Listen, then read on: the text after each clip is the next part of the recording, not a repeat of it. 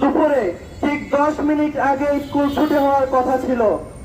স্কুলে যখন ফুলেরা প্রস্ফুটিত হচ্ছিল, তারা যখন শিক্ষার আলোয় আলোকিত হচ্ছিল, ঠিক তখনই একটি বিমান তাদের মাথার উপরে এসে বিধ্বস্ত হয়। তখন সেখানেই এক এক করে অনেক প্রাণ ঝরে যায়।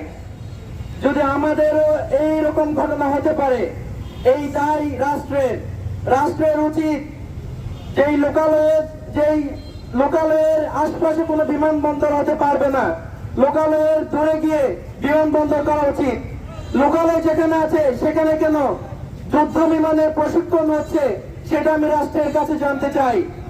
লোকালয় থেকে দূরে গিয়ে কেন যুদ্ধ বিমানের প্রশিক্ষণ করা হলো না? এর সাথে যারা যারা জড়িত তাদের দৃষ্টান্তমূলক শাস্তি চাই। এর পাশাপাশি কক্সবাজার বিমানবন্দরের আশপাশে অনেকগুলো শিক্ষা প্রতিষ্ঠান রয়েছে, এখানে কিভাবে নিরাপত্তা দেওয়া যায়? কক্সবাজার ইন্টারন্যাশনাল বিমানবন্দর হচ্ছে এটি।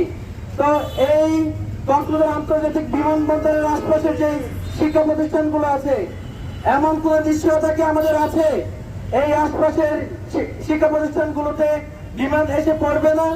এমন নিরাপত্তা তো আমাদের নেই। তো আমরা আমাদের জীবনের নিরাপত্তা চাই। আমাদের মাথার উপর একদিন এসে বিমান পড়তে পারে।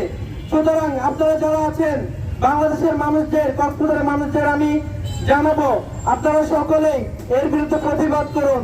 কারণ আমরা যদি প্রতিবাদ না করি তাহলে রাষ্ট্র কখনোই আমাদের নিরাপত্তা কখনোই দিবে না। তো আমি এইখান থেকে আমি প্রতিবাদ জানাতে চাই, এবং আমি খুবই শোকাহত এই যে মাইলস্টোন স্কুল এন্ড কলেজে যে ঘটনাটা হয়েছে, আমি এর শোক প্রকাশ করে আমার বক্তব্য